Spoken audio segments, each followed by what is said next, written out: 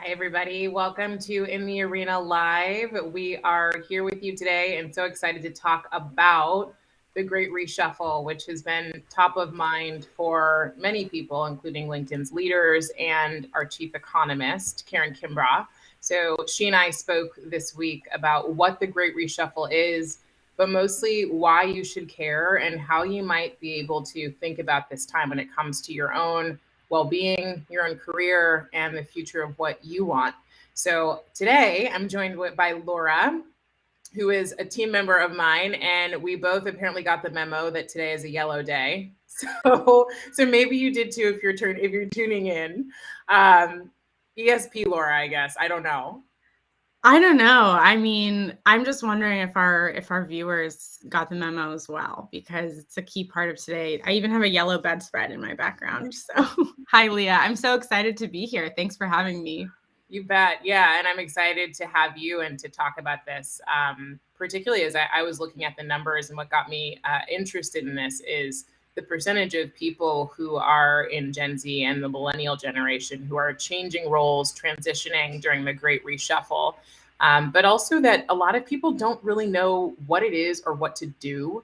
So, starting with just what the Great Reshuffle is, Karen Kimbrough defines it as this moment in time when we are shifting and thinking about the why we work, the how we work, what we do for work, and all the other W's that exist so that we can start to realign. We'd be remiss without saying that this is probably seeing an increase, or we're seeing an increase in people actually thinking this through and making shifts because we're also still in a global pandemic. So perhaps changes that people are already thinking about making but didn't make until now, or changes they're making today. But also there's this underlying theme of, why am I doing what I'm doing? And sort of recognizing that because we all have, we have a career that we want to go on. I don't want to say one career because I've probably had like 9 and hopefully we'll have many more, but we all have, a way to think about or a new way to think about what direction and purpose looks like. And so I'm seeing and hearing a lot of people talking about number one, being tired, but number two, saying, I don't even know how I want to work anymore. So I think I might just change my job and do something a little bit different. Yeah, absolutely. I mean, I'm with you right there. And I loved hearing Karen define it because it's just being talked about so much. The Great Reshuffle, the Great Reshuffle. I woke up this morning and actually asked myself, is it a reshuffle or is it a kerfuffle? And bear with me, I don't know that this definition is going to stick, but I Googled what a kerfuffle is. It's a word I've been using my whole life without really knowing what a formal definition is. It's a commotion or fuss, especially one caused by conflicting views. Arguably, the conflicting view here is between what we thought we understood about our why, our what, our how, our when, or with who, and that future state, right? I think that's kind of the conflict here and what makes this such an interesting time. So great reshuffle, Great kerfuffle. great kerfuffle. Audience, you chat in with your vote. What do you think? Kerfuffle. It's so funny. I used the word commotion when I was writing the article about this conversation because I think there's a group of people who are changing their jobs, who are saying, all right, I'm going off. I got a bigger, better opportunity. I think there's the group of people who are saying, you know what, I am actually just going to retire or leave work for 6 months. And then I think there's a group of people, and maybe I fall into that group, which are just going, wait a minute, there's a lot of commotion. I'm not necessarily making any shifts right now, and I don't really know what I should be doing, but it sure seems like a lot of movement for me to be doing nothing, right? Yeah, absolutely. Almost looking around and thinking, did I miss something here?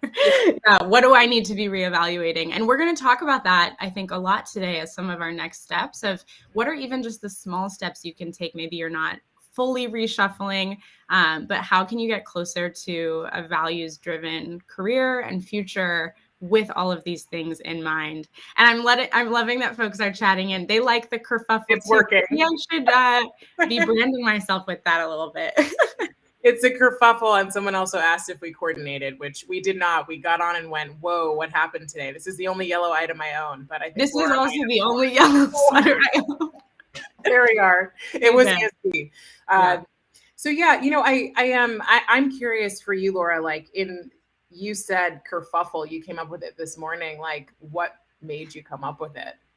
Yeah, I just think, not listening to Karen, I don't think that listening to Karen caused this feeling, but I think in general, the conversations around the reshuffle, kerfuffle, it feels a bit chaotic. It feels like there's not a firm line or sort of stream of thinking around it. At times it can feel a bit random, right? If team members are leaving your team, you're missing them. Attrition is hard to bear with. So I think that's kind of where that word came to mind for me. Is that it's just a little bit of an uncomfortable feeling at times, if you haven't totally cleared that path for yourself and understood where you want to head. But I don't think that it needs to be. And I think Karen's tone in the podcast was so encouraging. I loved that she repeatedly talked about how the changes are positive, increase in wages, increase in flexibility, increase in understanding, both for ourselves and from our employers. And that actually leads me to one of my favorite sound bites from her. And I think it was one of yours too. It was the idea that the social contract between a company and its worker or employee is being rewritten. What did you think of that, Leah? Yeah, I mean, so if you haven't listened to the episode, she's just full of great isms. But agree, that was one of my favorites because she puts a language to some things that we may be noticing and feeling, but not have been able to communicate. And so now that we can, you and I can talk about this, and hopefully the people listening can talk about it too. But I love that she was sharing that the social contract is being rewritten and that it actually hasn't been in 20, 30 plus years. So for many of the people who are making these moves in the Great Reshuffle, it's 80%, I believe, of Gen Zers who are making transitions and 50% of millennials are trailing behind them. We weren't even in the job market, right, at the time that, or weren't in the job market before when there was less power, right? So we're getting into a place now where we've graduated. And many of us who are in school, if you did go to college or finish high school, you were graduating at a point when we were in the midst of economic downturns, right? So you might have been graduating with a mindset of I need to get a job that I can get, right? Versus I want to get a job that I desire.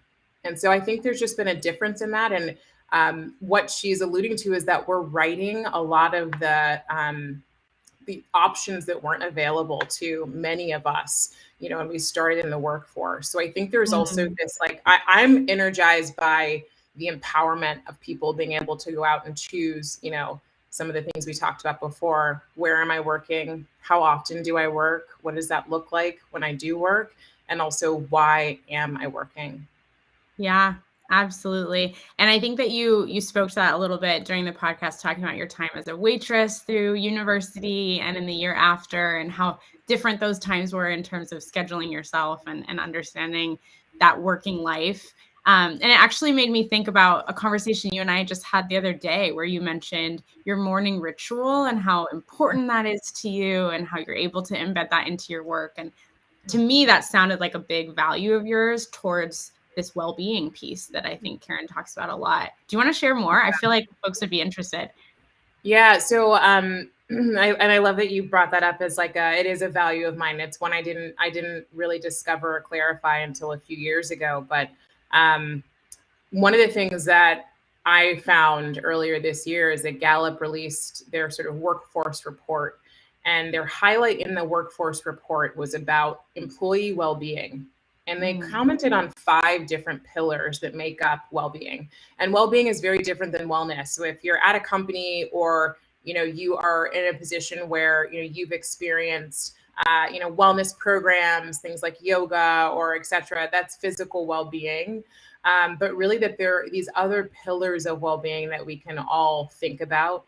And well-being is really about thriving. So if I believe that my life is good and that there's potential in my life and I'm thriving, then I'm in a kind of more positive position of well-being. So I Yeah. started to discover that a while ago and kind of go on my own journey of what it looked like to create that. So for me, the mornings are really important, and I'm able to, and I hope I can continue to create the space in the mornings that I need to do things like, meditate, write, exercise, read, make coffee. Yeah. So those things are the things that I think about. It's just one small thing, but it sounds small, but it has a lot of meaning for how the rest of my day goes and how I feel about what I'm doing. How about for And you? isn't Yeah. it just kind of mind blowing that in a sense, when Karen said, we're clawing back our well-being, which I just love, like those are some of the things that she's speaking to, right? Just they feel so human. It doesn't feel like we should even have to reach for them in this way, but that's what's so powerful about this shift is getting to prioritize hopefully the things that we're looking for, the locations, environments, the styles of work, the scheduling, all of that good stuff. So I'm really curious, we've got some folks on the line. If you want to share and chat in how you're clawing back your well-being Mhm. through this great reshuffle, kerfuffle, no other words rhyme with that. Yeah, how are you combating burnout? Because I know we just had it come up on the screen. Burnout is 9% higher than a year ago, according to Karen. I just was kind of blown away by that because I'm sure it wasn't a low number a year ago either. So how are folks combating this? Yeah, and actually, and even if you haven't, yet figured out what is my well-being routine, like what would be meaningful about creating Yeah. one, right? Because there's I think part of this too is we've mostly been conditioned to create to be in environments where we maybe didn't prioritize our own well-being, right? So our career or our job came first, or now it's like Instagram or TikTok comes first, so thinking about how what it would mean for you to do that. So I think it's also it can feel like a big leap to go from saying I don't do much of anything to I do a lot. So kind of Mm, what are the steps in between that you could take? Um, yeah. yeah, And I think I deflected your question, but you had asked me what I'm doing, and I'm trying to think. I wasn't gonna forget. Oh, you weren't That gonna forget. was Yeah. not the No, and I'm not totally trying to avoid, although I could be doing better. I have been feeling a little bit burned out, just to be totally transparent. And I think I notice burnout when my space becomes really messy and chaotic, which you can't see at all on screen right now. I'm very strategically hiding all of that. Um, but some of the things that I do, I weight lift in the mornings before work a few times a week. I walk my dog JJ, who is very voraciously gnawing on a bone in the background. I don't know if you can hear him. I also prioritize quality time with my friends and loved ones. And we're seeing some stuff come in here. So yeah. Nancy loves long walks and yoga breaks. Oh, I'm inspired. Maybe I should try that. And from Adam, making time for the things that you love, literally as a to-do list item. How special is that? Actually carving out the time, giving yourself that satisfactory checkbox. And then Rochelle, it looks like the Peloton workouts, coffee. I love the spelling bee. That spelling bee puzzle has gotten me through some tough times. So I'm with you on that too. I love it. And yes, walking the dog, all of those things. I mean, I think there's so many different ways to sort of go about this, but as I was thinking through how to sort of iterate this to people to think about well-being, it's Yeah. also aligned to what are your values, like what's Yes. important to you. And I find oftentimes, when I'm working with leaders or coaching someone, it can be a little slippery to figure out what your values are. And we've talked about this before because, like you and I said, Laura, in our last conversation, as we were talking about this show, was Yeah. um, values are literally the foundation for everything that you do. And without them, it's really hard to actually find and start moving towards your North Star, right? And saying, I'm on track or I'm off track. And oftentimes you find, I found myself in work or in life in positions where I've gone, wait a minute, who am I or what am I doing? This is not aligned to who I am. Yeah. I didn't know what that was. So I know you love this topic. Like, how do you start thinking about, your own values and how can people do that Yeah. that are watching? I really love this topic. You are so spot on. I love this topic for a couple of reasons. Number one, in my role at LinkedIn, I work heavily in the career development space for individual contributors, so non-managers. And when they think about their career development, really centering around values is what takes that to the next level. Like not just deciding, oh, what title do I want? Where do I want to be in 2 years? But thinking much bigger picture than that, thinking about a vision. So ultimately, that's one of the ways that values is really centered in my work. Another way is actually through therapy. And I'll just be transparent. I'm in a style of therapy right now called ACT, acceptance and commitment therapy, which is all about whether the decisions that you make are centered around your core values. And as long as you're taking steps towards a values driven life, they're the right steps, even if they're hard. So even if they're uncomfortable at times, even if they're, just a little bit difficult to manage, ultimately, if you're moving towards values, it's the right step in this ACT line of thinking. So you asked me how to identify values. There's a number of different ways. A couple that I'd really recommend are doing a values discovery online. There's some great ones just with a quick Google search that you can kind of take some quizzes and answer questions around your experience. A values discovery I love to do on my own in journaling is actually just journaling deeply about highs and lows in our careers. And in doing that, identifying some of the values that were either centered or neglected, right? Some of our lowest career moments could be that our core values were not centered in our work at that time. And likewise, some of our career highs, it could be that that's when our values are most centered around our work. So really looking at peaks and valleys, as you will. And this is a common exercise across learning and development. And the last item I want to share is, if you haven't already heard of the book, What Color Parachute, that's one of the first values discovery tools I ever used in my career. And it's on its, like, I don't know, 5th edition or something. Totally. It has been around. It is a good one. That's some of the ways I think about identifying values, and also how I share them with our learners at LinkedIn. Leah, do you have anything to add? You're a coach, you're a leader in this space. What helps you with values identification? Yeah, and I'd love to hear from you all about how you might think about your own values. I imagine that lots of people tuning in do feel like they're at least a bit in touch. So it would be great for you to share that. My first kind of like real deep foray with values was when I was becoming a coach. And we actually did use a similar exercise called peak experience. And so you can either think back to a peak experience, or you can imagine in the future a peak experience.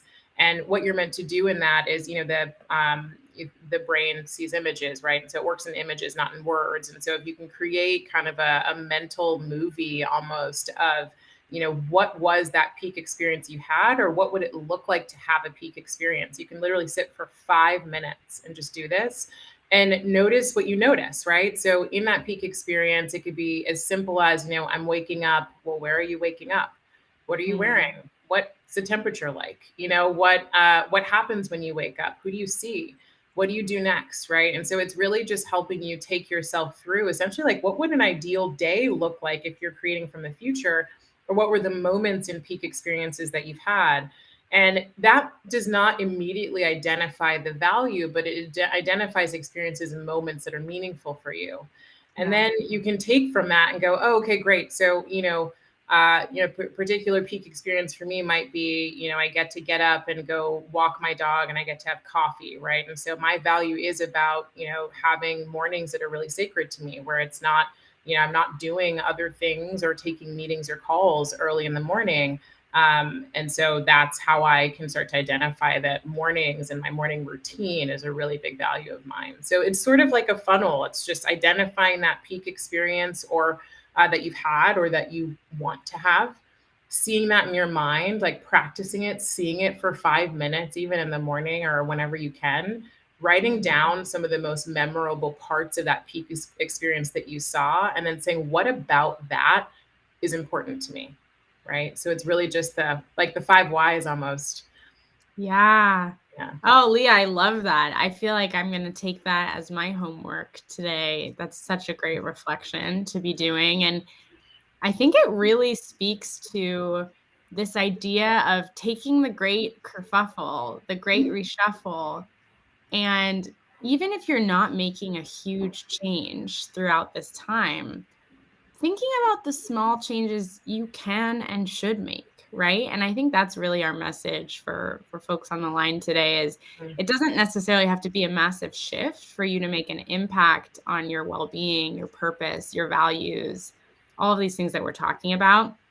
Something like a reflection exercise on your peak experience that helps you narrow in on a value, that is one small step to take, right? And how can you get just a little bit closer to having that centered in your life, let's say a year from now. A year from now, the reshuffle has quieted, the music stops. Leah and I were talking about how this kind of feels like musical chairs. So imagine like It we're does. playing musical chairs, round robin. All of a sudden the music stops, the dust settles. And where do you want to be in a year? Well, I love that. Yeah, the dust settles. Where do you want to be? And I mean, thinking about, when it comes to planning, I think a lot of times the hardest thing is that we don't create visions for ourselves. And so we just end up a year from now in the same place we were, or maybe somewhere we don't want to be. So it's sort of this like values piece is also aligned with like, and so what's the vision, right? What does it really look like 12 months from now to have created whatever it is that you've created?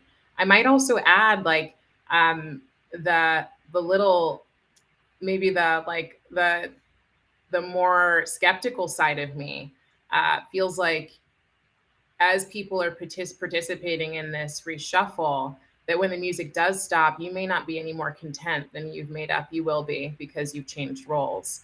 And so I make a Mm, lot of assumptions in saying that, right? So if you're in a place where you're going, I can't work for the company I'm working for. The culture is terrible, right? Or, the person I'm working for is terrible. The people I'm working with just don't work with my style.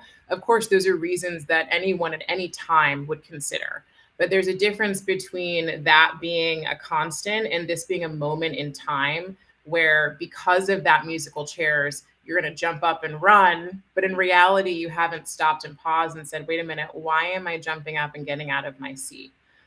So I might also just add, if you're noticing that desire to want to like jump out of where you are and jump somewhere else, just taking that moment to pause. yeah. I say that from my own experience, when I left LinkedIn the first time around, and it was more about running from something than running to something. And so I think there's a value in saying like, what am I actually trying to create? And can I accomplish it here? Because it may be that when all the dust settles, you're actually better off or more content because of that. Mm. That is so useful, Leah, and thank you for sharing that. And I think it's important for the folks listening. Maybe they didn't even realize that you're a boomerang to LinkedIn, so you have a lot of experience with this. Yeah. Um, yeah, and I don't think that either of us are here to say stick it out. That's not the No. message at all, but rather like really be thoughtful about the changes that you make. And this is such a broken record thing to say, but when you are interviewing, if you're interviewing the company as much as they're interviewing you, like really be strategic. Actually, in this podcast, Karen talks about how we have more bargaining power as workers than ever before. So really making sure that things are the right fit for those values that we talked about. Another thing I want to jump in with, which is like a little bit of an aside, but I love sharing resources and encouraging people to explore their resources. If you're working in an environment or at a company where coaching or therapy benefits are provided, that can be an amazing resource in terms of like walking through and talking through some of these issues, some of the things we run away from, right? The manager, the environment, the team, whatever it is, the stress, the burnout, like really uncovering whether or not there's resources in place to help you manage those boundaries where you're at. Again, that's considering the fact that we're making a lot of assumptions here. It might just be time for you to go. But if you want to say there are resources in place to talk about your career development and overall fulfillment. Yeah. Yeah. And even if you can't get to another person to talk to in the moment, you can always also use a lot of, different tools. Like you shared this values discovery exercise, but also Yeah. a simple, like literally just having one of these, right. And writing down, what there was my bookmark, writing down, what's important or what's going on. I think you and I probably, Laura, both focus or think a lot about reflection in how we move forward. So it's just taking Yeah. that moment to say, like, what's the deal? What's going on? And if you're feeling like, gosh, I don't even know if I do love what I'm doing or I don't, that's okay too. I've used and I've already, I think, shared at some point this idea of the energy audit. So just noticing, Mm. where you do energize, where you feel energized and where you don't feel energized. in the work that you're doing and what the task is that you're doing at the time that you don't feel energized. And then being able to zoom out and say, wow, how much of my time throughout a day do I not feel energized? Yeah. So I think we just threw 10 tools at everybody, Oh but gosh. pick And your actually, favorite. dare I add like one last little fun one that's been a checkpoint I've been running for myself. As Yeah. I am feeling a little burned out right now, and I know a lot of us are. When I wake up, I don't know, does anyone else just unfortunately immediately look at their calendar? Maybe Mhm. not immediately, but shortly after waking up, I do an audit and I ask myself this every day. I ask myself this. Am I excited about the things on my calendar? Mhm. Am I learning from the things on my calendar? Do I feel that these things are connected to my values? It's never going to be 100%, right? Like I'm shooting for 60, probably 60 to 70, but just kind of taking that moment to audit your life, whether it's your energy or actually like the things that you're doing day to day. I think that that's a huge but small first step, if you Yeah. will. I love that, Laura. And I know you're all about experiments. So Yeah. we're sharing little experiments that you all can try to get yourselves clear. And like Laura said, I think in this great reshuffle, as you think about how it's going to change you and your work, hopefully it helps you align yourself better to what matters to you in your life, Yeah. even beyond your career. But also that it gives you the space to move wherever you're going to move, if you do move, or Mm. to not move with intention. So really just focusing on the intention and how you're responding to the Great Reshuffle versus reacting Mm. to Oh, I the love that. kerfuffle. Responding versus reacting. And I have such an urgency mindset, so I need to hear that big time. Yeah. Don't we all? We all have Yeah. it. So in Well, our yeah. Yeah, I was just gonna say in our last couple of minutes, like maybe Yeah. we boil it down to one question or next step for our users. What do you think? Or Sure. listeners? Yeah. Um, we've been circling around this for a little bit, but just to really boil it down, if you all who are on the line are listening in the future, even if you're not ready to make a reshuffle change, a kerfuffle change, what is one small step that you can take to get closer to that vision or value that you're connected to? What is that one small step? Chat it in, write it down, put it pen to paper somewhere so that you commit to it in some small way.